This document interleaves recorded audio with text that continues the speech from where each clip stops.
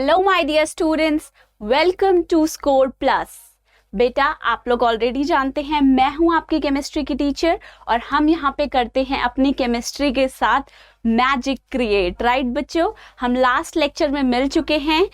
ठीक है, चलिए तो बेटा आज हम क्या करने वाले हैं, हम ऑलरेडी अपनी साइंस का क्लास 10th का फर्स्ट चैप्टर जो है बच्चे वो स्टार्ट कर चुके हैं, जो कि जिसका टाइटल क्या था बेटा, अगर आपको याद हो, chemical reactions and equations. Okay, तो हमें क्या करना है, केमिकल रिएक्शन और केमिकल इक्वेशन के बारे में पढ़ना है। राइट, तो आज हमारा जो है बेटा लेक्चर 2 है।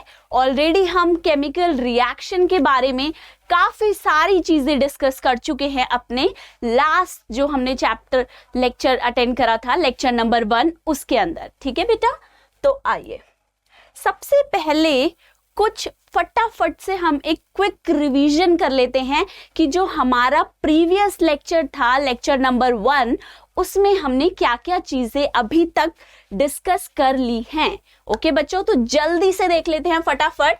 Let's revise quickly. तो हमने बच्चे देखा है physical and chemical changes. Last lecture में मैम ने आपको बताया था कि हमारे सराउंडिंग्स में चेंजेस होते हैं बच्चे, तो वो क्या होते हैं, 2 टाइप्स के फिजिकल चेंजेस।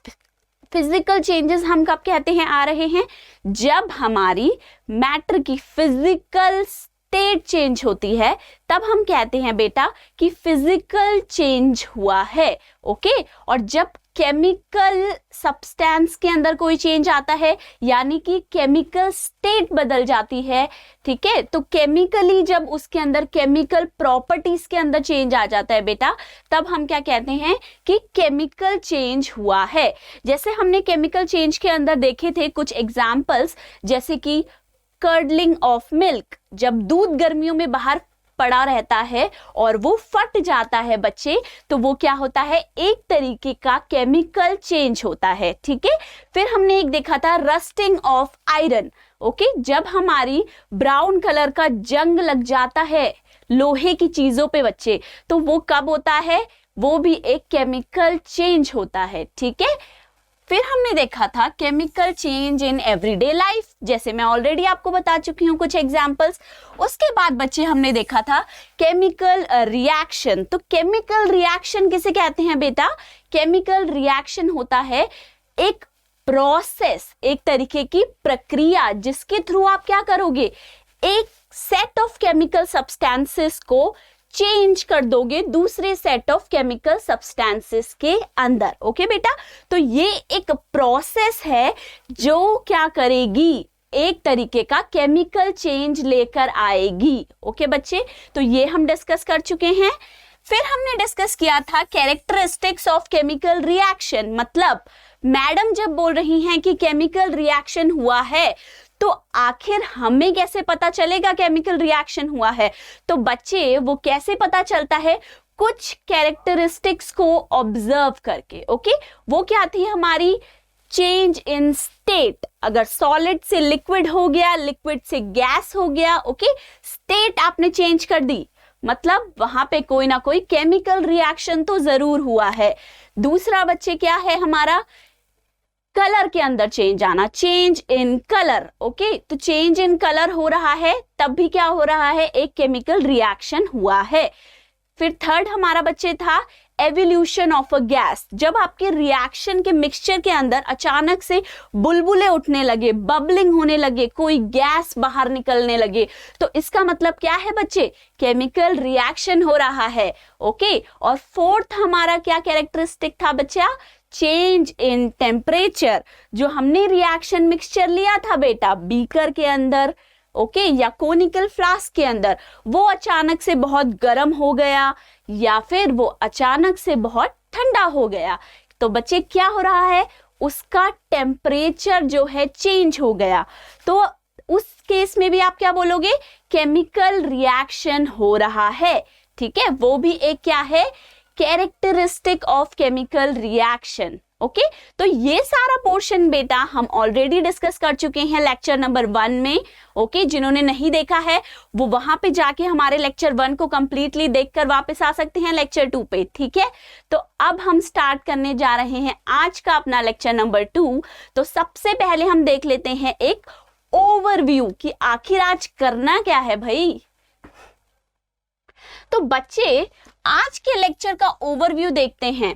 सबसे पहले हमें देखना है word equation and chemical equation.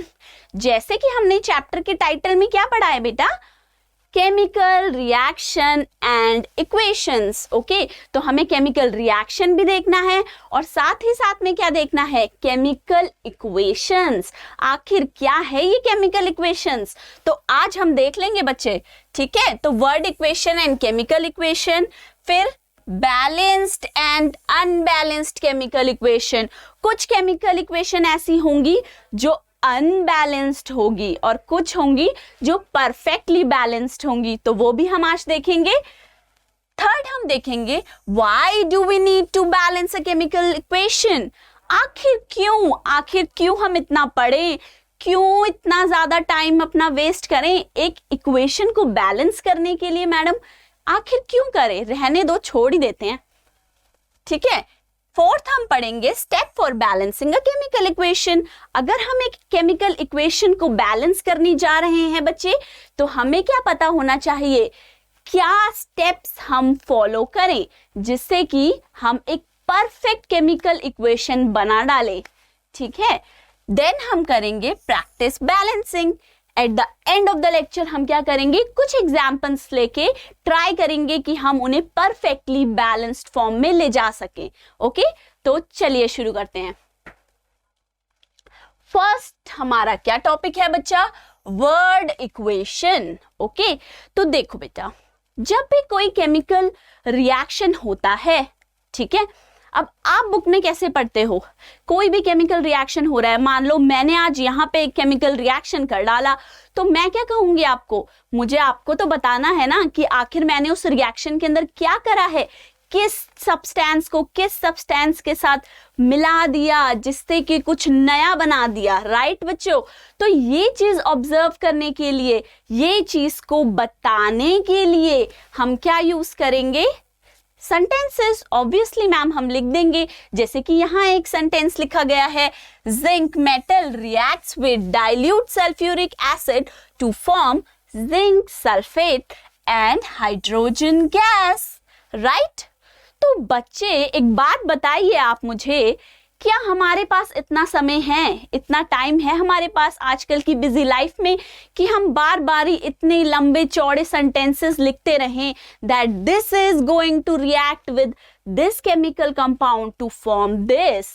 नहीं बच्चे, आजकल हमारे पास इतना टाइम नहीं है, ठीक है। शायद उस समय साइंटिस्ट को पता चल गया होगा अपनी सुपर पावर्स से कि आने वाली जनरेशन के पास होने वाला है बहुत कम टाइम।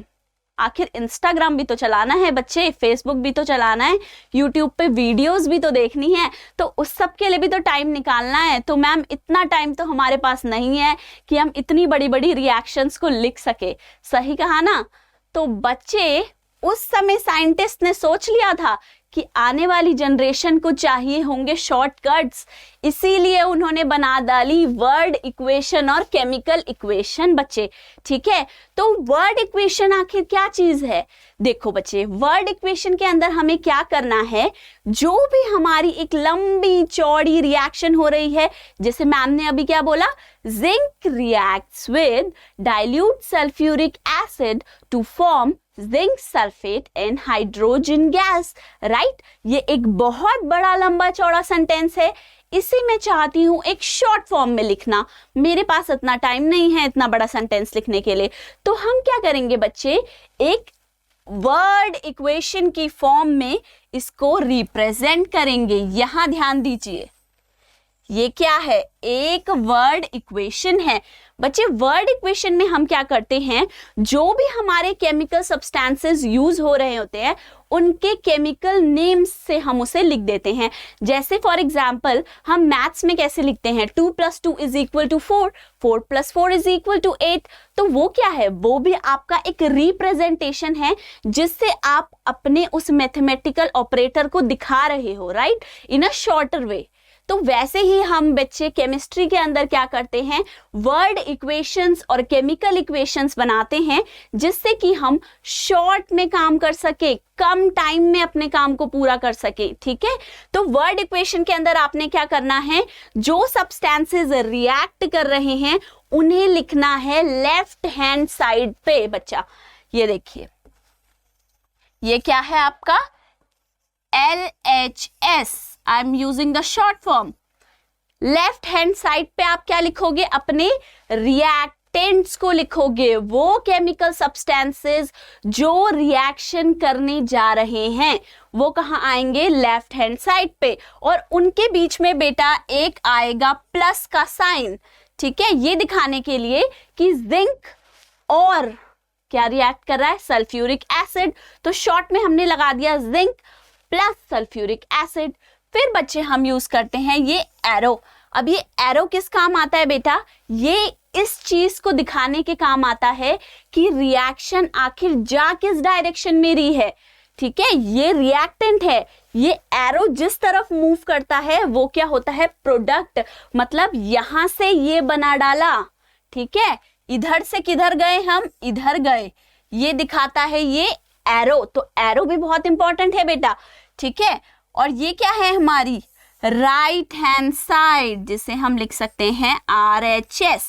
ये RHS में आखिर क्या आते हैं, प्रोडक्ट्स लिखे जाते हैं जिनके बीच में प्लस साइन होता है, ठीक है बच्चे। जैसे यहां हमने लिख दिया जिंक सल्फेट प्लस हाइड्रोजन, ये हमारे क्या है, प्रोडक्ट्स हैं। जब जिंक ने रिएक्शन करी किसके साथ, सल्फ्यूरिक एसिड के साथ, तब उसने क्या बनाया, जिंक सल्फेट और हाइड्रोजन गैस। ओके, तो जिंक और सल्फ्यूरिक एसिड थे रिएक्टेंट्स और आपका जिंक सल्फेट और हाइड्रोजन गैस क्या है यहाँ पे, प्रोडक्ट्स। ओके, तो रिएक्टेंट को हमेशा लिखना है लेफ्ट हैंड साइड पे और प्रोडक्ट्स को हमेशा लिखना है राइट हैंड साइड पे। तो इस चीज को आप हमेशा अपने दिमाग में रखेंगे। अब क्विकली देख लेते हैं कि वर्ड इक्वेशन होता क्या है।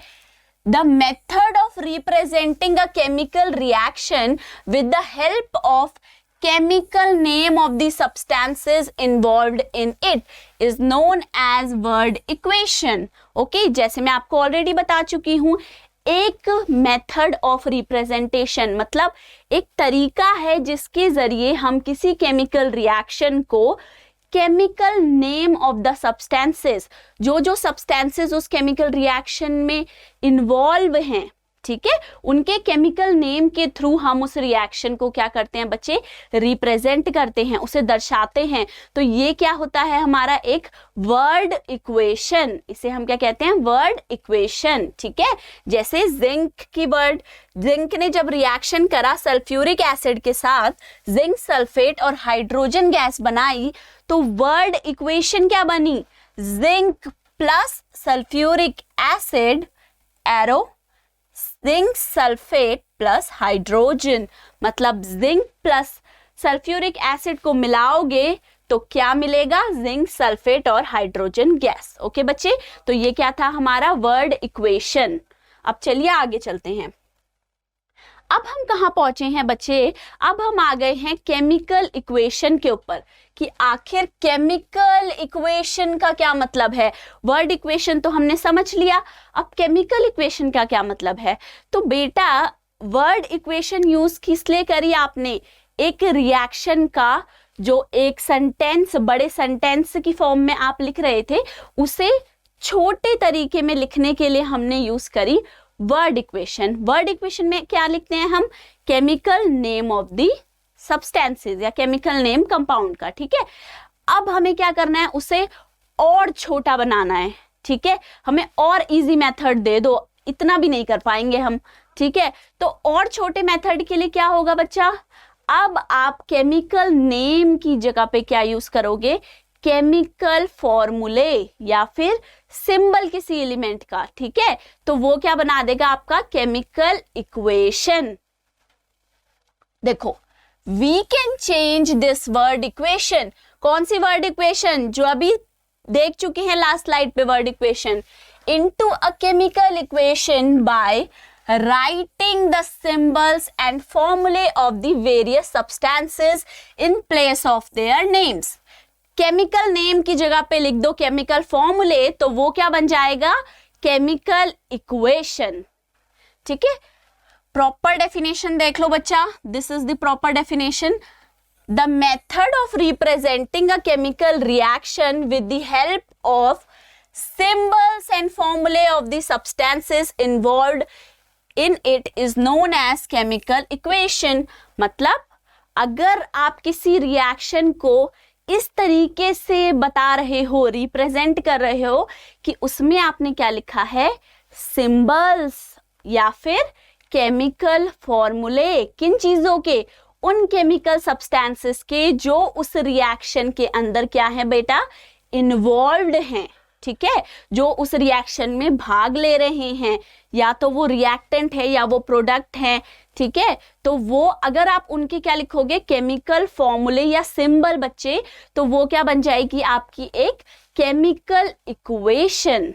जैसे कि लास्ट स्लाइड एक बारी दोबारा जाए तो हमने क्या लिखा था वर्ड इक्वेशन में? Zinc plus sulphuric acid give zinc sulphate plus hydrogen. ठीक है, तो हमें क्या पता है बेटा? अगर मैं बात करूं जिंक, तो जिंक का सिंबल क्या होता है हमारे पास? Zn, राइट बच्चे। अगर मैं बात करूं सल्फ्यूरिक एसिड, तो सल्फ्यूरिक एसिड का केमिकल फॉर्मूला क्या होता है हमारे पास? H2SO4। ठीक है, अगर हम बात करें, यहां लिख रही हूं, ठीक है बेटा, कोई नहीं। देखो, अगर अब जिंक की बात करें, जिंक का सिंबल क्या होगा? Zn। सल्फ्यूरिक एसिड की बात करें, उसका केमिकल फॉर्मूला क्या होगा? H2SO4। अगर मैं बात करूं जिंक सल्फेट की बच्चे, ठीक है, जिंक सल्फेट, तो उस जिंक सल्फेट का फॉर्मूला क्या होता है बेटा? ZnSO4। ठीक है, और अगर हम बात करें हाइड्रोजन गैस की, तो आपकी हाइड्रोजन गैस का फॉर्मूला क्या होता है? H2। ओके, तो पहले जो हमने एक वर्ड इक्वेशन बनाई बेटा, क्या बनाई? Zinc plus sulphuric acid gives zinc sulphate plus hydrogen gas. अब हम क्या करेंगे? उसे चेंज कर देंगे एक केमिकल इक्वेशन की फॉर्म में। ठीक है, तो उस केमिकल इक्वेशन की फॉर्म में चेंज करने के लिए आपको क्या करना होगा? केमिकल फॉर्मूले या फिर सिंबल्स को लिखना होगा। ठीक है, तो जिंक का सिंबल हमने लिख दिया Zn प्लस, क्योंकि दो रिएक्टेंट है तो उनके बीच में क्या लगाएंगे आप? प्लस।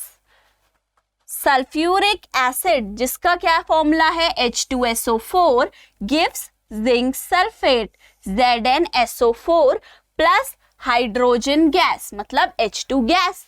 अब हमें पता है जो लेफ्ट हैंड साइड पे हैं वो क्या है? रिएक्टेंट्स, और जो राइट हैंड साइड पे है वो क्या है? प्रोडक्ट्स। ठीक है बच्चे, तो ये क्या है? ये जो पूरी इक्वेशन आपने बना डाली सिंबल्स और केमिकल फॉर्मूलों के साथ, ये क्या है? आपकी केमिकल इक्वेशन। ठीक है, इसे हम क्या कहेंगे? केमिकल इक्वेशन, जो कि है आपका सबसे शॉर्टेस्ट वे किसी भी रिएक्शन को बताने के लिए। ठीक है, तो ये क्या है? हमारी केमिकल इक्वेशन। तो चलो नेक्स्ट स्लाइड पे चलते हैं। अब इसके अंदर एक बारी हम क्विकली डेफिनेशन देख लेते हैं कि रिएक्टेंट्स क्या होते हैं। रिएक्टेंट्स वो केमिकल सब्सटेंसेस है बच्चा जो रिएक्शन करने जा रहे हैं। ठीक है, जो क्या करेंगे? रिएक्शन के अंदर जाएंगे, इन्वॉल्व होंगे। ठीक है, वो क्या होंगे? हमारे रिएक्टेंट्स। और प्रोडक्ट किसे कहते हैं? प्रोडक्ट वो सब्सटेंसेस हैं, वो केमिकल हैं जो कब बनेंगे? जब आपके रिएक्टेंट्स आपस में लड़ेंगे, भिड़ेंगे, एक केमिकल रिएक्शन कर डालेंगे, उसके बाद जो बनकर आएगा, जो फॉर्मेशन होगी वो किसकी होगी? प्रोडक्ट्स की होगी बच्चा, ठीक है। तो फटाफट हम डेफिनेशन देखेंगे। रिएक्टेंट्स किन्हें बोलते हैं? The substances which combine or react are known as reactant. The reactants are always written on the left hand side. ये मैंने आपको पहले ही बताया। रिएक्टेंट को हमेशा किधर लिखेंगे? लेफ्ट हैंड साइड पे लिखेंगे, और उनके बीच में क्या लगाना है? प्लस का सिंबल लगाना है। तभी तो आपको पता चलेगा कि ये दो अलग अलग केमिकल्स को आपने मिला डाला, ठीक है। इसीलिए हमेशा प्लस का सिंबल लगाएंगे दो रिएक्टेंट्स के या तीन रिएक्टेंट्स के बीच में with a plus sign between them, okay. अब प्रोडक्ट्स देख लो। प्रोडक्ट्स क्या होते हैं? The new substances produced in a reaction are known as products. The products are always written on the right hand side. मैंने आपको ऑलरेडी बताया products को किधर लिखेंगे आप? राइट हैंड साइड पे बच्चे। और प्रोडक्ट कौन से केमिकल सब्सटेंस है? जो न्यू बने हैं, नए अभी अभी बनाए हैं केमिकल रिएक्शन करके, वो है हमारे प्रोडक्ट। और उनके बीच में भी बच्चे क्या लगेगा? तो बच्चे जो प्रोडक्ट हमारे हैं वो हमेशा हम किधर लिखेंगे? राइट हैंड साइड पे लिखेंगे अपनी इक्वेशन के with a plus between them. हमेशा क्या लगाना है? प्रोडक्ट्स के बीच में भी प्लस का साइन लगाना है, और रिएक्टेंट्स के बीच में भी हमेशा प्लस का साइन लगाना है बेटा। ये कंपलसरी है, ठीक है, हमेशा ऐसा आपको करना है। देन हम क्या लगाते हैं बेटा? इक्वेशन में एक एरो लगाते हैं। ये एरो जो हम ऑलरेडी देख चुके हैं, arrow sign pointing towards the right hand side is put between the reactants and product. हमेशा क्या करेंगे? रिएक्टेंट और प्रोडक्ट के बीच में लगाएंगे एक एरो जो किस तरफ पॉइंट करेगा? हमेशा राइट हैंड साइड की तरफ। किस लिए? क्योंकि उधर ही तो प्रोडक्ट बन रहे हैं ना बेटा। रिएक्टेंट से हमें जाना है प्रोडक्ट की तरफ, तो हमेशा एरो किधर से किधर दिखाएंगे आप? लेफ्ट से राइट की तरफ पॉइंट करते हुए हमेशा अपने एरो को दिखाएंगे केमिकल इक्वेशन के अंदर बच्चे। A chemical equation is the shorthand method of representing a chemical reaction. अब इसका मतलब क्या हुआ? केमिकल इक्वेशन क्या है? एक शॉर्ट हैंड मेथड है फटाफट करने के लिए किसी भी केमिकल रिएक्शन को रिप्रेजेंट करने के लिए, ठीक है। एक शॉर्ट हैंड मेथड हमने बनाया है, वो है केमिकल इक्वेशन। अब हम समझ चुके हैं बच्चे कि केमिकल इक्वेशन आखिर हम कैसे लिखते हैं। तो अब चलो आगे चलते हैं। अब क्या है बेटा? केमिकल इक्वेशन आपकी दो टाइप की आपको मिलेंगी। एक होगी बैलेंस्ड केमिकल इक्वेशन और एक होगी अनबैलेंस्ड केमिकल इक्वेशन। तो हमें वन बाय वन क्या देखेंगे हम कि इन दोनों का मतलब क्या है, कैसे पता चलेगा इक्वेशन बैलेंस्ड इक्वेशन है या फिर अनबैलेंस्ड इक्वेशन है, ठीक है। तो सबसे पहले हम पढ़ेंगे बैलेंस्ड केमिकल इक्वेशन। आखिर कब हम कहेंगे कि आपकी केमिकल इक्वेशन बैलेंस्ड है, ठीक है। तो देखते हैं, a balanced chemical equation has an equal number of atoms of different elements in the reactant and product. मतलब क्या हुआ? मतलब ये हुआ बच्चों कि एक बैलेंस्ड इक्वेशन वो केमिकल इक्वेशन है जिसके अंदर number of atoms of elements आपके दोनों साइड क्या होंगे? बराबर होंगे। जितने वो आपके लेफ्ट हैंड साइड जहां क्या होते हैं? रिएक्टेंट्स होते हैं, जितने नंबर ऑफ एटम्स एक एलिमेंट के लेफ्ट हैंड साइड पे हैं, उतने ही एलिमेंट का एटम्स किधर होने चाहिए? आपके राइट हैंड साइड पे होना चाहिए। दोनों साइड्स हमेशा क्या होनी चाहिए बच्चा? बैलेंस्ड होनी चाहिए, ठीक है। तो अब हम कहेंगे कि वो एक बैलेंस्ड केमिकल इक्वेशन है, ठीक है। तो हम देखते हैं इस इक्वेशन को जिससे हमने अभी बनाया है। इस केमिकल इक्वेशन को हमने क्या करा है बच्चे? अभी हमने इसको बनाया था, राइट। तो हम इसी को देख लेते हैं। तो हम कैसे लिखते हैं बच्चे? देखिए, पहले आप सबसे पहले अपनी रिएक्शन को लिख लो। Zn plus H2SO4 gives ZnSO4 plus H2। Okay बच्चे, ये हमने रिएक्शन लिख ली। अब आप क्या करो, एक टेबल बना लो। यहाँ पे आप लिखो एलिमेंट्स, आप कौन कौन से बताने वाले हो, ठीक है। यहाँ पे आप क्या लिखोगे, यहाँ पे आप लिखोगे एटम्स ऑन रिएक्टेंट साइड, ठीक है। रिएक्टेंट साइड पे कितने एटम्स हैं, और यहाँ पे आप क्या लिखोगे, एटम्स ऑन प्रोडक्ट साइड, मतलब प्रोडक्ट की साइड पे कितने एटम्स हैं उस एलिमेंट के। अब बच्चे वन बाय वन आराम से आप यहाँ पे देखते चलिए, ठीक है।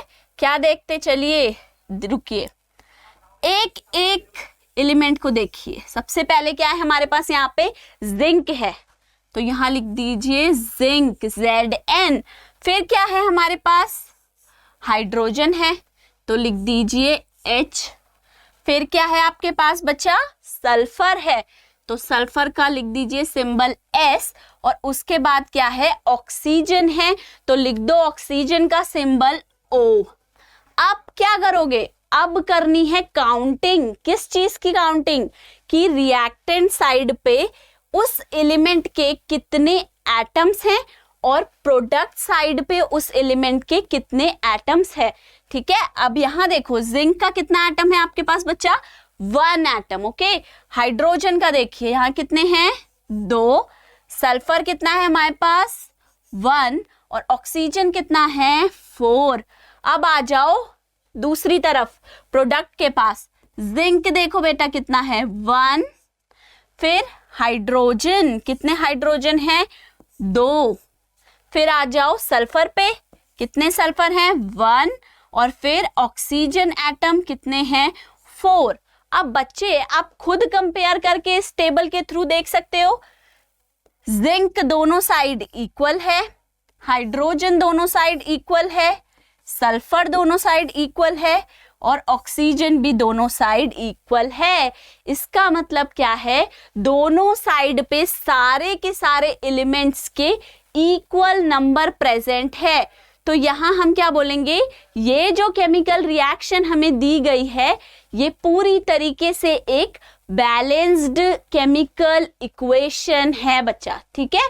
तो ये इक्वेशन क्या है, ये है एक बैलेंस्ड इक्वेशन। क्या है ये, बैलेंस्ड केमिकल इक्वेशन है, ठीक है। इसमें आपको कोई बैलेंसिंग की जरूरत नहीं है, ये पूरी तरीके से अपने आप पहले से ही बैलेंस्ड है। A balanced chemical equation has equal masses of various elements in reactants and product। ठीक है बच्चे, जो हमारा मास होता है, ठीक है, जब भी आप कैलकुलेट करोगे तो वो आपका किस चीज पे डिपेंड करेगा कि कितने नंबर ऑफ एटम्स उस स्पेसिफिक एलिमेंट के आपके पास हैं, राइट। उसी से आप एक एटम के मास को मल्टीप्लाई करोगे तो टोटल मास आ जाएगा, ठीक है। तो अगर आपके नंबर ऑफ एटम्स बच्चा बैलेंस है दोनों साइड पे, तो इसका मतलब क्या है कि आपका जो टोटल मास है ना वो भी दोनों साइड पे अपने आप ऑटोमेटिकली बैलेंस हो जाएगा, ठीक है। तो इसीलिए हम दोनों वे में बोल सकते हैं, या तो आपके नंबर ऑफ एटम्स इक्वल हैं दोनों साइड पे ईच एलिमेंट के लिए, या फिर आपका जो टोटल मास है वो दोनों साइड बराबर है, तब भी वो क्या है, एक बैलेंस्ड केमिकल इक्वेशन है, ठीक है बच्चे। अब हम चलते हैं आगे। अब हमने ये देख लिया बैलेंस्ड केमिकल इक्वेशन क्या है, तो हमें ये भी देखना है कि आखिर अनबैलेंस्ड केमिकल इक्वेशन क्या है, ठीक है। अनबैलेंस्ड केमिकल इक्वेशन तो क्या है, an unbalanced chemical equation has unequal number of atoms of one or more elements in the reactant and product। इसका मतलब क्या है बेटा, बैलेंस में क्या होंगे, आपके हर एक एलिमेंट के जो नंबर ऑफ एटम्स हैं वो रिएक्टेंट साइड और प्रोडक्ट साइड पे एक बराबर होंगे, पर जो अनबैलेंस्ड होगी, ठीक है, उसके अंदर क्या होंगे, आपके अनइक्वल नंबर ऑफ एटम्स होंगे, मतलब बराबर नहीं होंगे एटम्स, ठीक है। जैसे कि रिएक्शन दी गई है हमें हाइड्रोजन और ऑक्सीजन की, जो कि बना रही है वाटर, तो सबसे पहले हम क्या लिखेंगे, केमिकल इक्वेशन को लिखेंगे बेटा। तो हमें पता है हाइड्रोजन का फॉर्मूला क्या होता है H2 और ऑक्सीजन क्या क्या होता है O2। वो साथ में मिलकर क्या बना रहे हैं, वाटर, मतलब H2O। अब हम बनाएंगे बेटे अपनी टेबल। यहाँ पे आपने क्या लिखने हैं, एलिमेंट्स, कौन कौन से एलिमेंट्स आखिर इस रिएक्शन में हैं, ठीक है। ये आपने लिखने हैं, नंबर ऑफ एटम्स काउंट करने हैं रिएक्टेंट साइड पे और दूसरे कॉलम में प्रोडक्ट साइड पे, ठीक है। तो सबसे पहले हम देखते हैं हाइड्रोजन के कितने एटम्स हैं रिएक्टेंट साइड पे। देखिए 2 एटम्स हैं, तो हम लिख देंगे 2। ऑक्सीजन के कितने एटम है रिएक्टेंट्स में, ये भी 2 हैं, तो ये भी हो गए 2। अब आ जाओ बेटा प्रोडक्ट में। प्रोडक्ट क्या है हमारा, वाटर है H2O। तो इसके अंदर देखिए हाइड्रोजन के कितने एटम्स हैं, 2 हैं, 2 लिख दिया हमने। ऑक्सीजन के कितने एटम हैं, 1 है।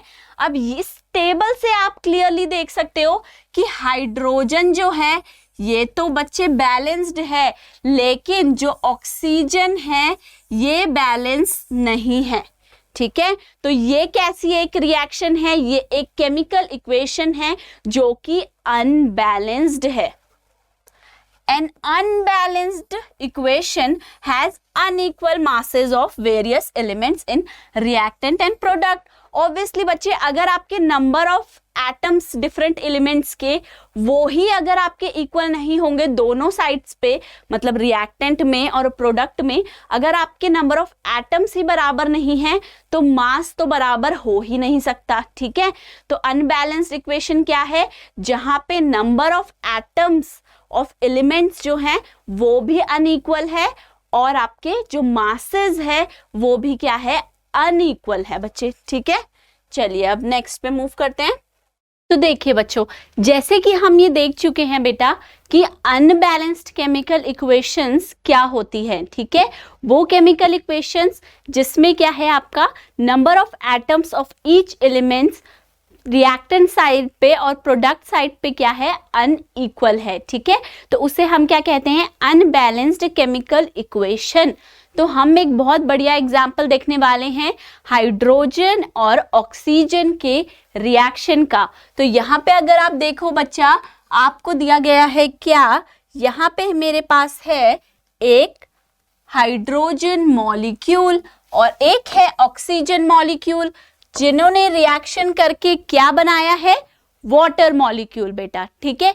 तो यहाँ पे हमें दी गई है एक equation, hydrogen plus oxygen is equal to water, और इक्वल टू की जगह क्या आना चाहिए बच्चा, एरो, क्योंकि हम क्या लगाते हैं केमिकल इक्वेशंस में, एरो।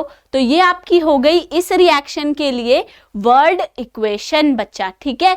तो अब हम इस वर्ड इक्वेशन को क्या करेंगे, क्योंकि इस वर्ड इक्वेशन के अंदर हमने यूज करे हैं कंपाउंड के केमिकल नेम्स, तो अब हम उसे किससे रिप्लेस करेंगे, केमिकल फॉर्मूले से, ठीक है।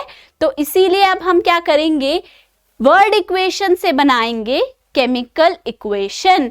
तो यहाँ पे हमें क्या करना है, हाइड्रोजन गैस का फॉर्मूला जो कि होता है H2, क्योंकि वो क्या है, एक डाई एटॉमिक गैस है, प्लस ऑक्सीजन का फॉर्मूला जो कि क्या होता है O2, वो हमें साथ मिलके बना के क्या दे रहा है, H2O। तो बेटा ये हमारी हो गई एक chemical equation, H2 plus O2 gives H2O, ठीक है बच्चे। अब हमने अभी देखा कि जो ये इक्वेशन है ये है अनबैलेंस्ड, क्योंकि यहाँ पे हमारे पास 2 हाइड्रोजन हैं, यहाँ पे भी 2 हैं, ये तो बैलेंस्ड है मैम। लेकिन बच्चे ऑक्सीजन को भी तो देखो, यहाँ पे हमारे पास रिएक्टेंट के पास 2 ऑक्सीजन के एटम हैं, जबकि प्रोडक्ट के पास सिर्फ और सिर्फ एक ऑक्सीजन का एटम है, ठीक है। तो इसीलिए मैंने बोला कि ये इक्वेशन अनबैलेंस्ड है, ठीक है। अब देखो अनबैलेंस्ड में आपको एक और चीज मैं दिखाना चाहूंगी, वो क्या है बच्चे, अगर हम बात करें मासेस के वेज में, ठीक है, जैसे हमने 2 डेफिनेशन पढ़ी, total mass of reactant is not equal to total mass of the product, तो वो भी क्या है, अनबैलेंस्ड। अभी तो हम नंबर ऑफ एटम्स के बारे में बात कर रहे हैं, पर अगर मैं इसे आपको दिखाऊं मास की फॉर्म में तो क्या होगा बच्चा, अगर हम क्लास 9th में आप ऑलरेडी पढ़ के आए हो क्या, एटॉमिक मासेस को बच्चे, तो एटॉमिक मास जो हाइड्रोजन का है वो क्या होता है 1U, और जो ऑक्सीजन का है वो क्या होता है 16U। अब आप पूछोगे मैम ये U क्या है, तो U हमारी होती है एटॉमिक मास यूनिट, मतलब जैसे हम किसी चीज का वेट करने के लिए यूज करते हैं केजी, ग्राम्स, राइट बच्चे, वैसे ही हम अपने एटम्स का मास यूज करने के लिए क्या यूज करते हैं AMU, एटॉमिक मास यूनिट, जिसे हम U से रिप्रेजेंट करते हैं। तो आइए अब जरा मास भी कैलकुलेट कर लें, ठीक है। अगर आप H2 के पास जाओ तो 2 H2 है, यानी कि 2 मल्टीप्लाइड बाय 1, यानी कि इसका मास हुआ 2U। अगर आप ऑक्सीजन के पास जाओ 2 मल्टीप्लाइड बाय 16, ये क्या हो जाएगा बच्चे 2 मल्टीप्लाइड बाय 16 32U बच्चा, ठीक है। अब दोनों को ऐड कर दो क्योंकि आपको क्या निकालना है, total mass of the reactant. तो ये क्या हो जाएगा आपका 2 + 32 दैट इज 34U बच्चे, ठीक है। अगर आप प्रोडक्ट के पास आओ तो ये क्या है H2 यानी कि 2U प्लस ऑक्सीजन यानी कि 16U, तो ये क्या हो जाएगा बच्चे 18U।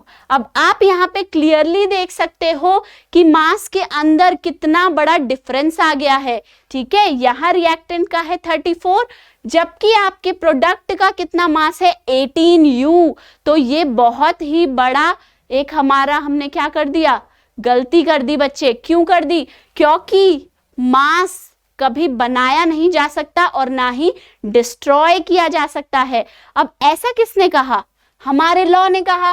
तो आ जाइए देखते हैं, why do we need to balance a chemical equation, आखिर क्यों हमारी जिंदगी में ये केमिकल इक्वेशन आई और क्यों हमें इसे बैलेंस करना है। मैम ऐसे ही रहने दीजिए, तो बच्चे ऐसे नहीं छोड़ सकते।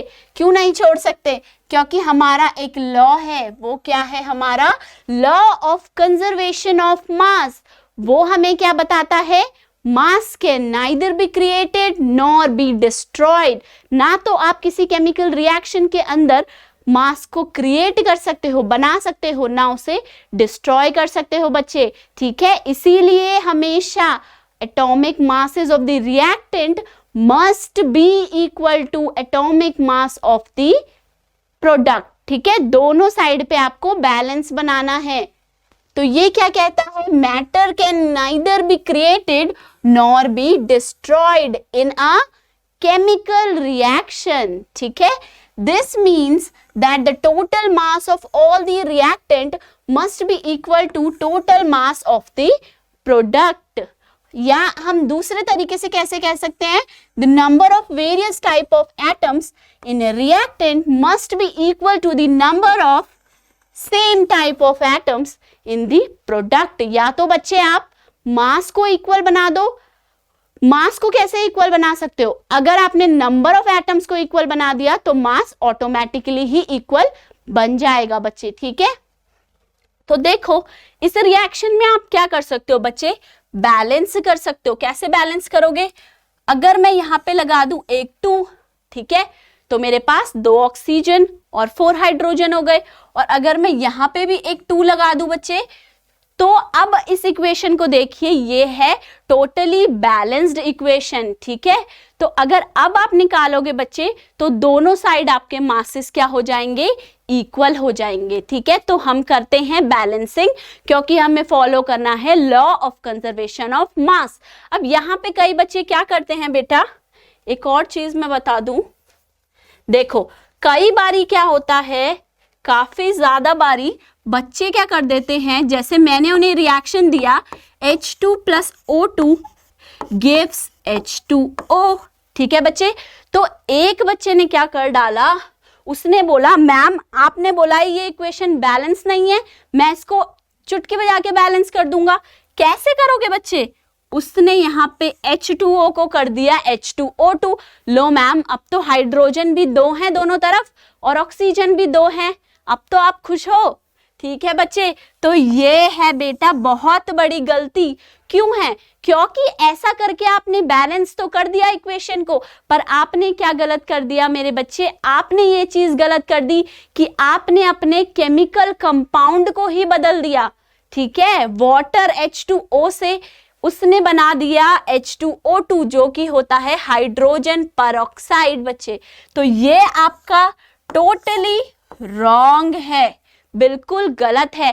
कभी भी आपको केमिकल कंपाउंड को चेंज नहीं करना बैलेंस करने के लिए, सिर्फ और सिर्फ आप उनके नंबर ऑफ एटम्स को बढ़ा सकते हो। ठीक है, नंबर ऑफ मॉलिक्यूल्स को बढ़ा सकते हो, लेकिन आपको केमिकल को ही चेंज नहीं कर देना। ठीक है बच्चे, तो इस बात को आप हमेशा ध्यान में रखेंगे। Let's move forward. अब आ जाओ, बैलेंसिंग ऑफ chemical equation.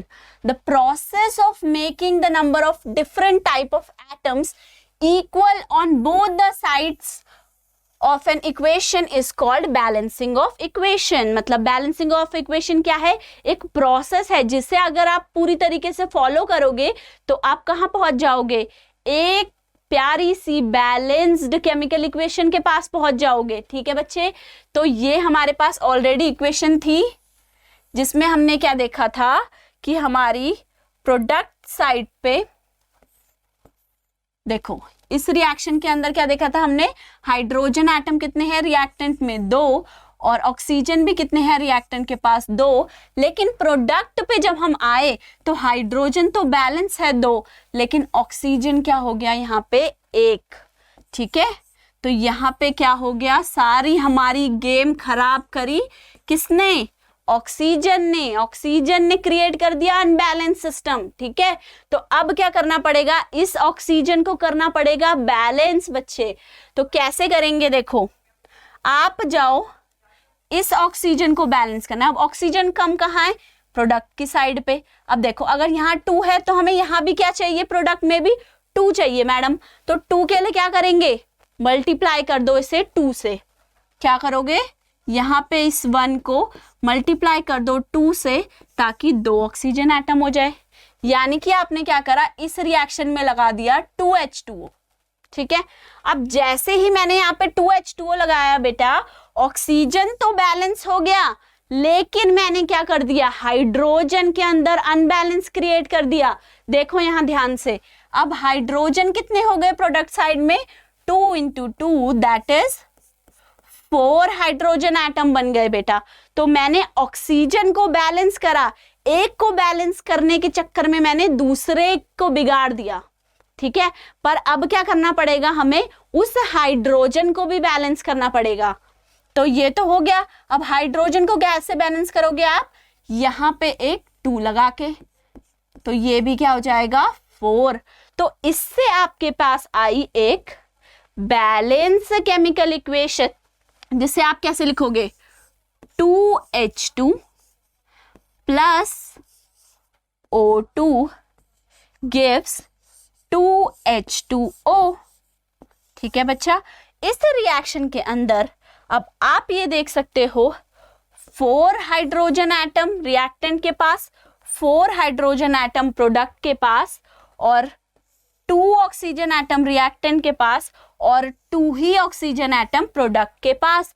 मतलब हमने क्या कर दिया? बैलेंसिंग करके हमने दोनों साइड में equal number of atoms of each element. ठीक है, ये नहीं कि आप ये सोचो कि हम ऑक्सीजन को बैलेंस कर देते हैं और उसके चक्कर में हाइड्रोजन बिगड़ गई तो कोई बात नहीं, वहीं छोड़ दिया। ठीक है बच्चे, तो वो भी आपने क्या कर दी? एक गलती कर दी। अगर आप बैलेंसिंग कर रहे हो तो हर एक एलिमेंट को बैलेंस करना है बच्चा, हर एलिमेंट पे ध्यान देना है आपको। ठीक है, आओ नेक्स्ट पे चलते हैं। अब क्या है? To make equations more informative. अभी तक हमने देखा केमिकल इक्वेशन जब है अनबैलेंस्ड तो उसे ले जाना पड़ेगा हमें कहाँ? बैलेंस्ड इक्वेशन की तरफ। किस तरीके से? बैलेंसिंग करके। ठीक है बच्चे, अब क्या हुआ? जब आपके पास एक प्रॉपर बैलेंस्ड इक्वेशन आ गई, उसमें भी आप क्या कर सकते हो बेटा, थोड़ी सी कुछ ऐसी इंफॉर्मेशन और दे दो जिससे क्या हो, आपकी रिएक्शन और सुंदर बन जाए। ठीक है, प्रोजेक्ट बनाते हैं जब हम स्कूल में, तो कंटेंट जो इंफॉर्मेशन अंदर जाती है मोस्टली सब बच्चों की सेम एक तरीके की होती है, पर क्या होता है बच्चे चलाते हैं अपना अलग अलग तरीके से दिमाग।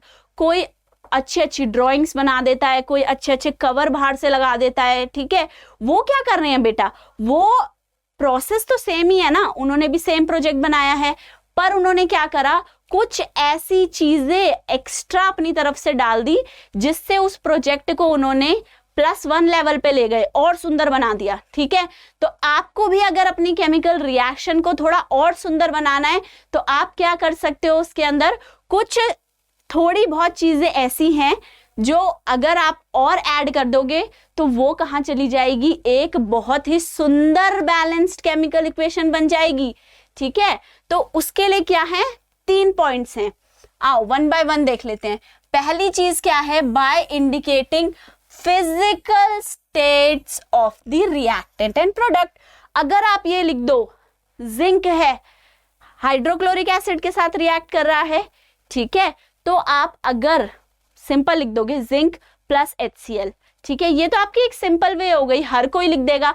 बट अगर बच्चे वहां पर ही आपने जिंक को ये बता दिया कि जिंक सॉलिड है और हाइड्रोक्लोरिक एसिड को ये बता दिया कि ये एक्वस है, तो वो क्या हो गया आपका, वो एक आपका +1 पॉइंट हो गया बच्चे। वो आप एक अपनी इक्वेशन को और ऊपर के लेवल पे ले जा रहे हो। ठीक है, सेकेंड पॉइंट क्या है, बाय इंडिकेटिंग हीट चेंजेस।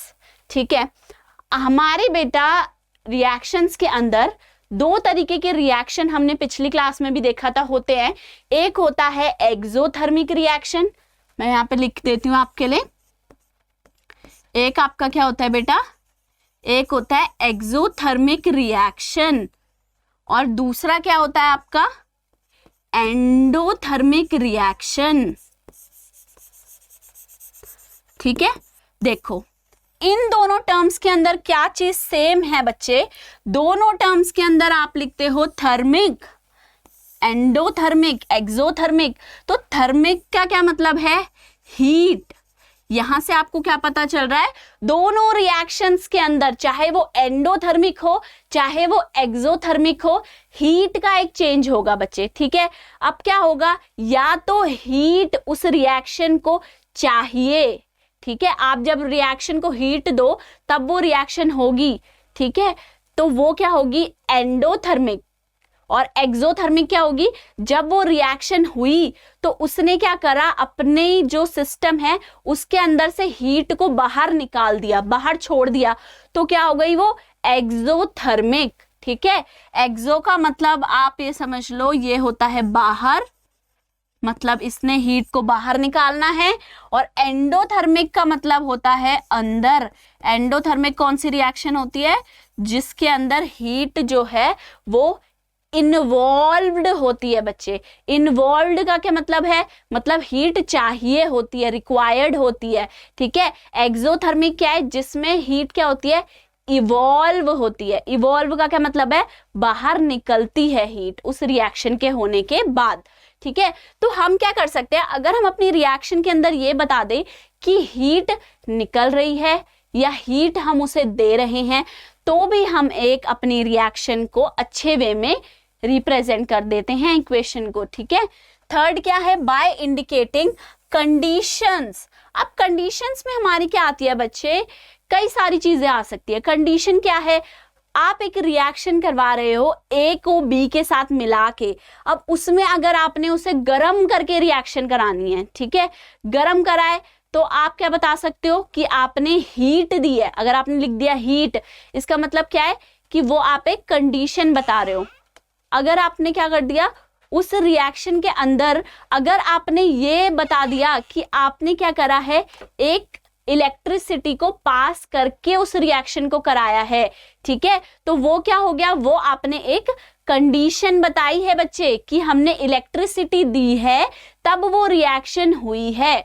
ठीक है, तो ऐसी ही कुछ कंडीशंस होती हैं, हम उन्हें भी अपने केमिकल इक्वेशन पे लिख देते हैं ताकि हमारी केमिकल इक्वेशन और भी ज्यादा सुंदर बन जाए। ठीक है, आओ अब आगे चलते हैं और वन बाय वन इन तीनों को देखते चलते हैं।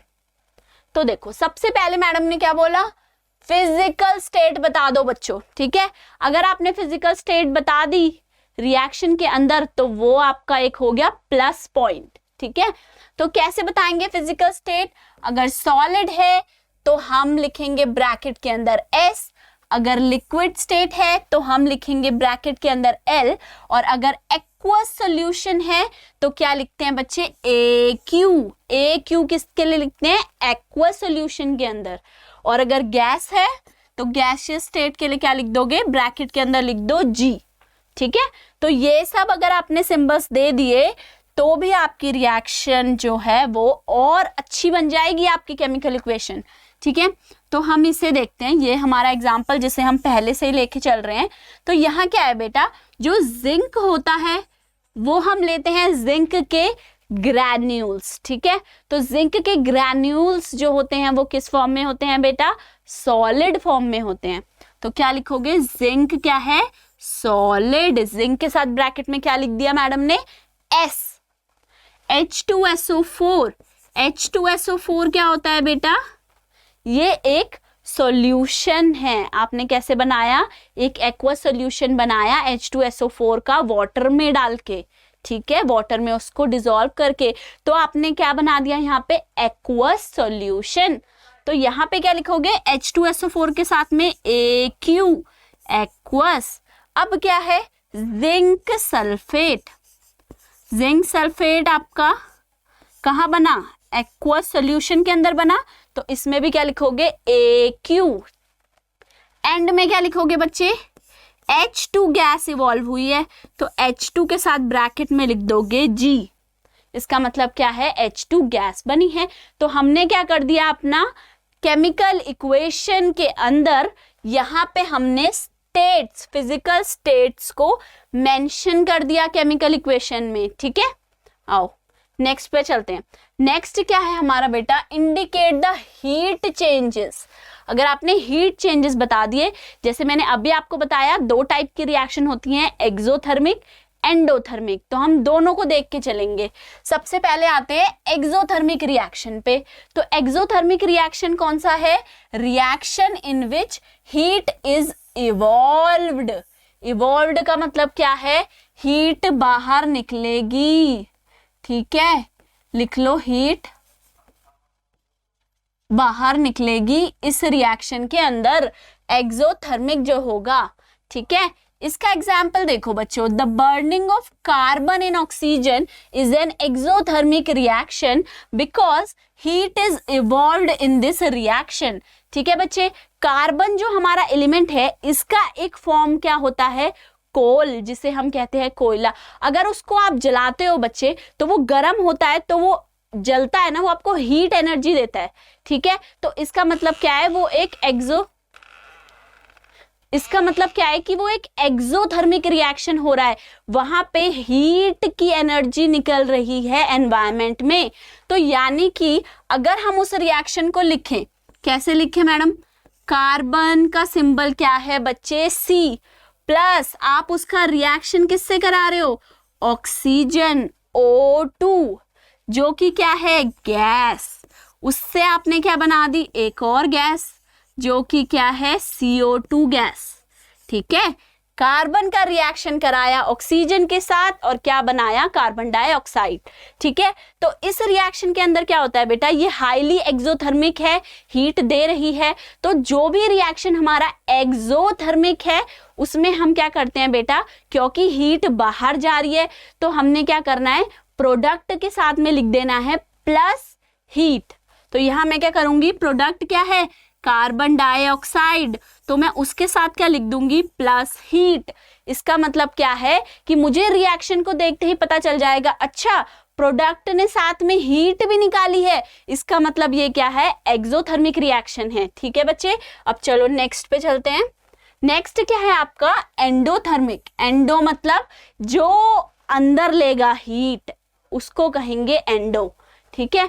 Reaction in which heat is absorbed. Absorb करने का मतलब क्या होता है, अपने अंदर लेना हीट को, एब्जॉर्ब कर रहा है रिएक्शन, ठीक है। वो क्या है आपका एंडोथर्मिक रिएक्शन। ठीक है, एब्जॉर्ब का मतलब क्या है, ये क्या करेगा, अंदर लेगा बच्चे, किसको, हीट को लेगा। ठीक है, ये एंडोथर्मिक है। All the decomposition reaction are endothermic reaction. हमारे केमिस्ट्री में बहुत सारी होती हैं डिकम्पोजिशन रिएक्शन, जिनके अंदर क्या होते हैं, केमिकल कंपाउंड टूटते हैं और टूट के बनाते हैं एक या दो से ज्यादा और केमिकल कंपाउंड्स। ठीक है, वो क्या होते हैं, एंडोथर्मिक होते हैं। उन्हें क्या करना पड़ता है, गर्म करोगे तब वो टूटेंगे। ठीक है, तो डिकम्पोजिशन बोलते हैं उसे, जो कि है एंडोथर्मिक रिएक्शन बच्चे। An endothermic reaction is indicated by writing plus heat या प्लस हीट एनर्जी, और जस्ट आप लिख सकते हो प्लस एनर्जी कहाँ, रिएक्टेंट के साथ में। ठीक है, इसका एक एग्जांपल हम देखते हैं, कैल्शियम कार्बोनेट को जब हम गर्म करते हैं बेटा, तो वो डिकम्पोज होता है, मतलब वो टूट जाता है किस किस में, कैल्शियम ऑक्साइड में और कार्बन डाइऑक्साइड में। चलो क्या हुआ यहाँ पे, आपने लिया कैल्शियम कार्बोनेट बीकर के अंदर, इससे आपने करा हीट, तो क्या हुआ, कैल्शियम ऑक्साइड बना और यहाँ कार्बन डाइऑक्साइड गैस भी निकली।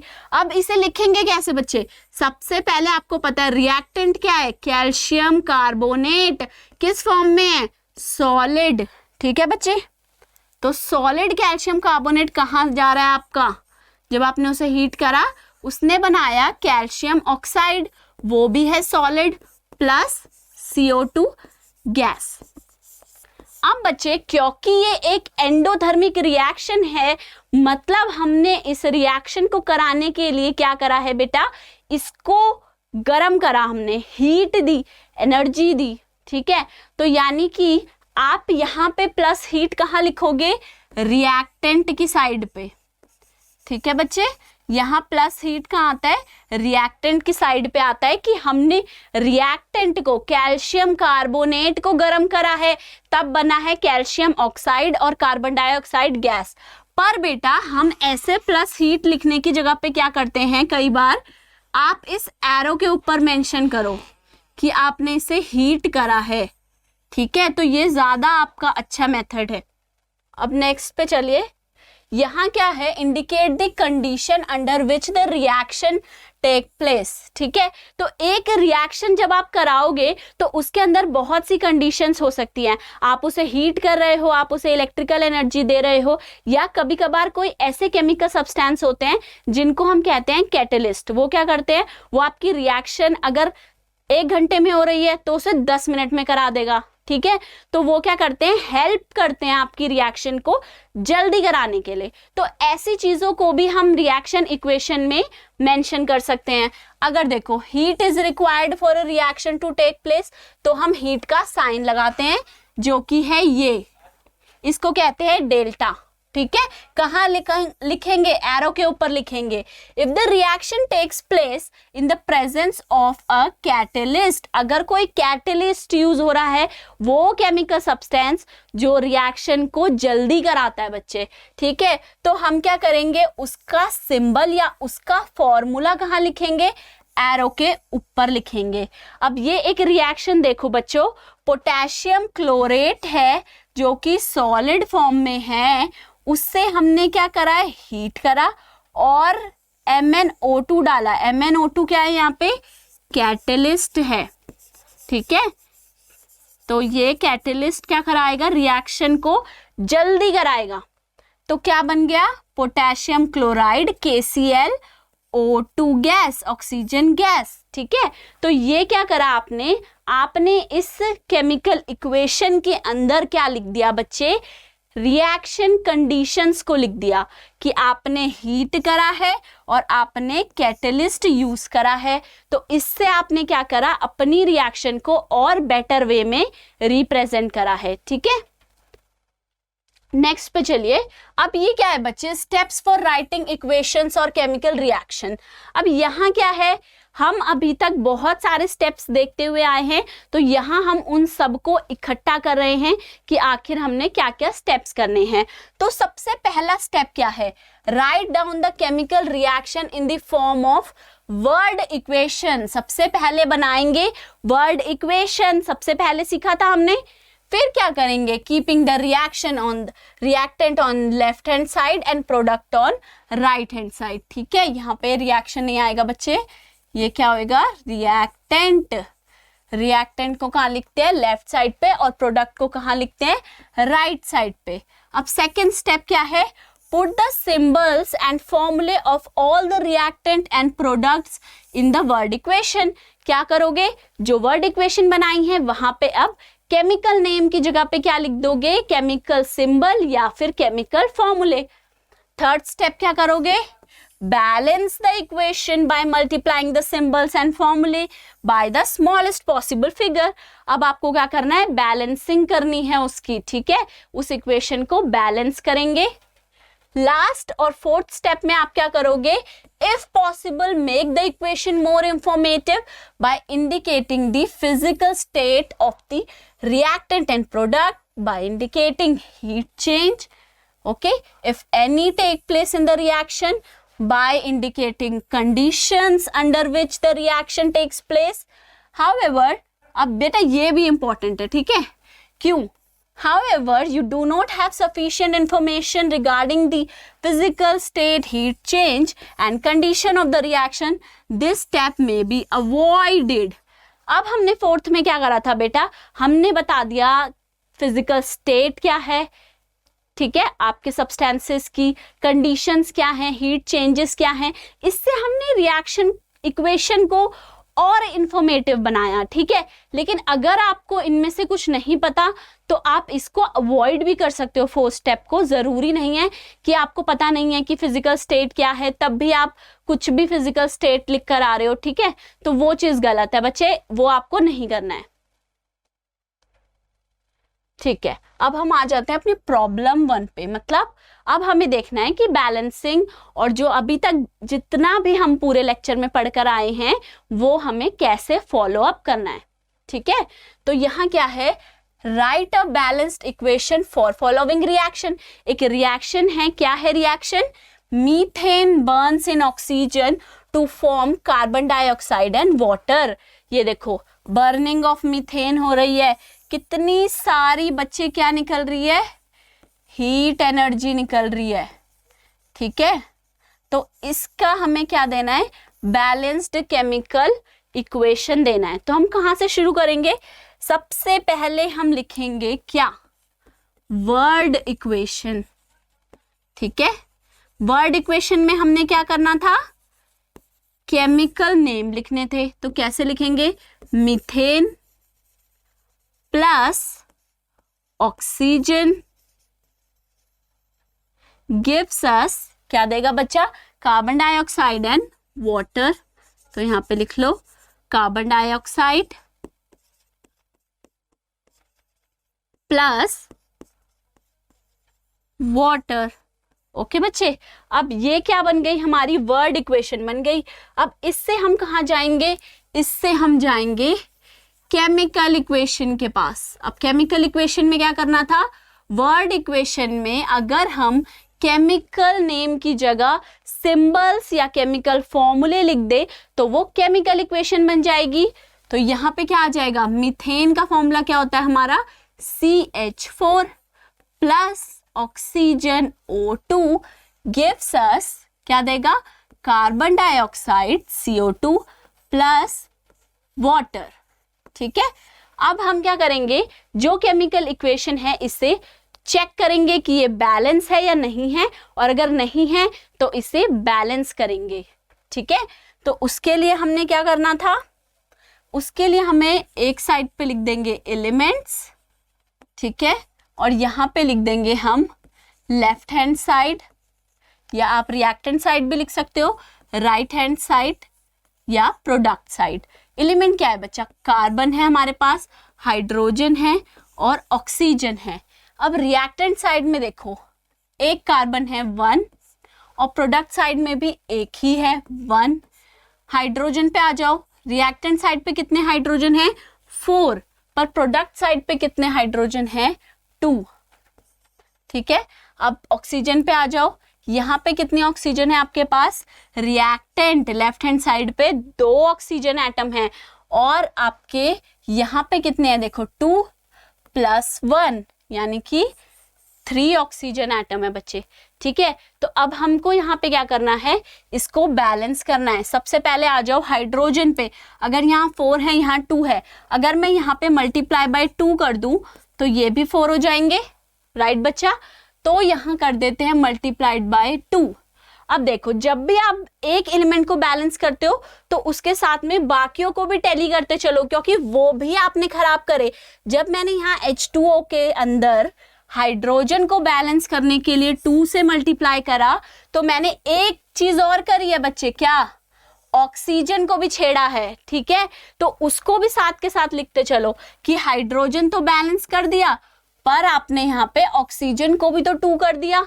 अब देखो, अगर हम यहाँ पे देखें, पहले जो हमारे पास 3 ऑक्सीजन थे, कहाँ, राइट हैंड साइड या प्रोडक्ट साइड पे, अब वो कितने हो गए हैं हमारे 2 + 2, यानी कि अब ये 3 नहीं रहे, अब कितने हो गए 4।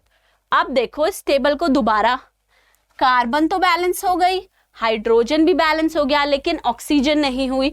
तो ऑक्सीजन अगर यहाँ मल्टीप्लाई बाय 2 करो तो ये भी बैलेंस हो जाएगी। ठीक है, यहाँ कर दो 2, तो अब ये क्या हो गई, कंप्लीटली बैलेंस इक्वेशन। तो इसे दोबारा लिख दो CH4। देखो, अब और इंफॉर्मेशन देने के लिए क्या करनी थी हमें, फिजिकल स्टेट को मेंशन कर दो या हीट चेंजेस को। ठीक है, तो physical changes CH4 methane gas plus oxygen 2O2 gas, क्या बनाया इसने बच्चे, CO2 gas plus 2H2O gas. ठीक है, और क्योंकि जब हम मीथेन को बर्न करते हैं बहुत सारी एनर्जी हीट की फॉर्म में बाहर आती है, तो इसका मतलब ये एक्सोथर्मिक रिएक्शन है। तो प्लस हीट को यहाँ पे जरूर आप मेंशन करोगे, कहाँ, प्रोडक्ट की साइड पे लिखोगे बेटा प्लस हीट। ठीक है, तो ये आपने यहाँ पे जरूर मेंशन करना है। अब जो ये केमिकल इक्वेशन बनी है ये आपकी क्या है, एक पूरी बैलेंस्ड केमिकल इक्वेशन हमने यहाँ पे बना दी। ठीक है, अब चलो नेक्स्ट पे देखो बच्चे, नेक्स्ट पे क्या हो रहा है, एक और रिएक्शन हो रहा है।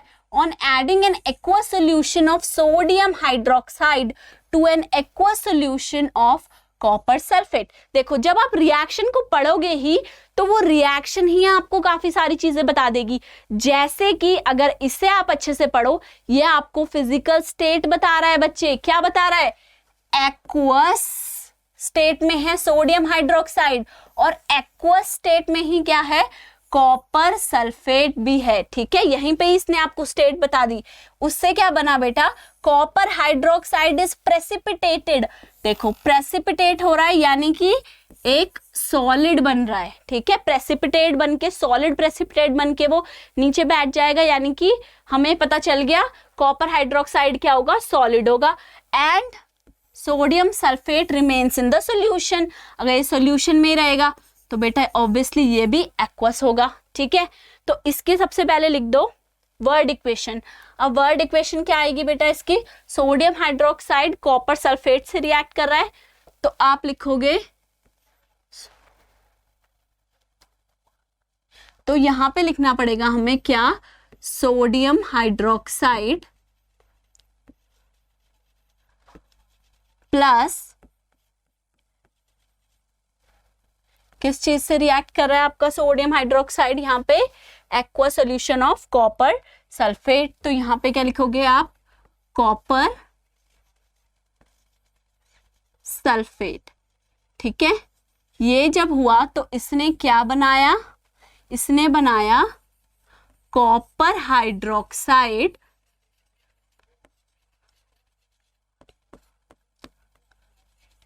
Plus sodium sulphate. ठीक है, अब ये तो थी हमारी क्या, एक वर्ड इक्वेशन। अब क्या करेंगे, केमिकल नेम की जगह पे क्या लिखेंगे, केमिकल फॉर्मूले, जिससे कि ये चेंज हो जाए किसमें, वर्ड इक्वेशन से केमिकल इक्वेशन में। तो सोडियम हाइड्रोक्साइड का बच्चे फॉर्मूला क्या होता है, NaOH प्लस कॉपर सल्फेट जो कि होता है CuSO4 gives copper hydroxide CuOH whole twice plus sodium sulphate जो कि होता है Na2SO4। ठीक है, अब यहाँ पे साथ के साथ क्या कर दो, यहाँ पे अपनी बैलेंसिंग को भी चेक कर लो साथ में। ठीक है, कि लेफ्ट हैंड साइड पे कितने एटम्स हैं और राइट हैंड साइड पे कितने हैं। ठीक है, क्या क्या है हमारे पास बेटा, सोडियम है, ऑक्सीजन है, हाइड्रोजन है, कॉपर है और सल्फर है। ठीक है, LHS left hand side reactant में 1 सोडियम, प्रोडक्ट में 2 सोडियम, ऑक्सीजन 1 + 4 5 ऑक्सीजन, यहाँ पे देखो 2 + 4 6 ऑक्सीजन। ठीक है, हाइड्रोजन देखो 1 हाइड्रोजन है रिएक्टेंट के पास और 2 हाइड्रोजन एटम्स हैं प्रोडक्ट के पास। एक सेकेंड। ठीक है, तो ये आपके हो गए 6 और हाइड्रोजन रिएक्टेंट के पास कितने थे, 2। कॉपर देखो रिएक्टेंट के पास है 1 कॉपर और यहाँ प्रोडक्ट के पास भी क्या है, 1 कॉपर। सल्फर देखो रिएक्टेंट के पास 1 सल्फर और प्रोडक्ट के पास भी 1 सल्फर। ठीक है बेटा, तो यहाँ पे अगर आप देखो कॉपर तो बैलेंस्ड है 1-1, सल्फर भी बैलेंस्ड है 1-1। ठीक है, कहाँ अनबैलेंस हो रहा है, यहाँ सोडियम में, ऑक्सीजन में, हाइड्रोजन में। अब आप देखो बच्चे कितने से हो रहा है अनबैलेंसिंग, सिर्फ एक एटम से। ठीक है, यहाँ पे 1 सोडियम का एटम है, यहाँ 2, यहाँ 5 है, यहाँ 6 और यहाँ हाइड्रोजन का 1 है, यहाँ पे 2 है, यानी कि सिर्फ 1 एटम का डिफरेंस आ रहा है। अगर मैं यहाँ पे मल्टीप्लाई बाय 2 कर दूं सोडियम हाइड्रोक्साइड के साथ, तो ये सभी 2, एक एटम और आ जाएगा 2, तो ये 2 हो जाएंगे, ये भी 6 हो जाएगा, 2 + 4 6 और हाइड्रोजन भी आपके क्या हो जाएंगे, 2 हो जाएंगे बच्चे। ठीक है, और ये तीनों के तीनों क्या हो गए, अब बैलेंस्ड हो गए। ठीक है, तो यानी कि ये चीज़ भी हमारी कंप्लीट हो गई। अब नेक्स्ट हम क्या इसके अंदर और ऐड ऑन कर सकते हैं, इनकी फिजिकल स्टेट को मेंशन कर सकते हैं। जैसे कि हमें पता है सोडियम हाइड्रोक्साइड क्या है, एक्वस, AQ लिख दो। कॉपर सल्फेट क्या है, एक्वस, AQ। और कॉपर हाइड्रोक्साइड भी क्या था बेटा, AQ। नहीं बच्चा, रॉन्ग, यहाँ आपने गलती कर दी। कॉपर हाइड्रोक्साइड को पहले ही क्वेश्चन में क्या बोला था, यहाँ पे देखो, कॉपर हाइड्रोक्साइड को क्वेश्चन ने ही बोला है कि कॉपर हाइड्रोक्साइड क्या है, प्रेसिपिटेट है। प्रेसिपिटेट क्या होगा, जो सॉलिड फॉर्म में नीचे बैठ गया वो प्रेसिपिटेट। ठीक है, ये सोडियम हाइड्रोक्साइड को कॉपर सल्फेट में मिक्स करने के बाद ये सॉलिड फॉर्म में क्या बन गया, कॉपर हाइड्रोक्साइड। ठीक है, अगर उसने बोल दिया क्वेश्चन में कि प्रेसिपिटेट है, तो यानी कि उसकी फिजिकल स्टेट क्या है, सॉलिड है। ठीक है, एक्वस नहीं लिख देना कभी भी। तो ये क्या होगा, solid, copper hydroxide solid plus sodium sulphate क्योंकि सॉल्यूशन के अंदर है, तो ये क्या होगा, एक्वस होगा। ठीक है, तो ये क्या कर दिया हमने, ये हमने अपनी एक पूरी बैलेंस्ड केमिकल इक्वेशन बना दी है यहाँ पे। ठीक है बच्चे, तो आज हमने क्या सीखा, आज हमने ये सीखा कि वर्ड इक्वेशन क्या है, केमिकल इक्वेशन क्या है और उसे बैलेंस कैसे करते हैं। ठीक है, तो जो केमिकल फॉर्मूले हैं बेटा, वो हम क्योंकि क्लास 9th में ऑलरेडी पढ़कर आए हैं, तो उसकी आपको रिवीजन लेना ज़रूरी है। आप जाके पढ़िए कि केमिकल फॉर्मूले लिखे कैसे जाते हैं। ठीक है, क्योंकि जब भी आप कोई केमिकल इक्वेशन बनाएंगे आपको ज़रूरत पड़ेगी केमिकल फॉर्मूलों की। ठीक है, तो केमिकल फॉर्मूला पता है तो आप केमिकल रिएक्शन की इक्वेशन बना दोगे और उस इक्वेशन को क्या कर दोगे, बैलेंस भी कर दोगे बच्चे। ठीक है, ये जो है आपका एक बहुत इंपॉर्टेंट क्वेश्चन है बेटा, हमेशा एग्जाम में पूछा जाता है रिएक्शन को बैलेंस्ड फॉर्म में रिप्रेजेंट करना, ठीक है। तो ये आपको जरूर से सीखना है। कैसे सीखेंगे? प्रैक्टिस से सीखेंगे। जितना ज्यादा रिएक्शंस को आप प्रैक्टिस करोगे, इक्वेशंस बना के और उनकी बैलेंसिंग करके, टेबल प्रॉपर फॉर्म में बना के, उतना ही जल्दी आप इस चीज को सीख जाओगे। बस एक बार ही आने की जरूरत है बेटा, उसके बाद तो आप अपने आप ही रिएक्शंस को जल्दी से बिना टेबल बनाए फटाफट कंप्लीट कर पाओगे, ठीक है बच्चे। तो आज के लेक्चर के लिए सिर्फ इतना ही। नेक्स्ट लेक्चर में हम जो है अपने इस चैप्टर को, केमिकल रिएक्शन एंड इक्वेशन को पूरा कंप्लीट कर लेंगे बच्चों, ठीक है। Bye bye.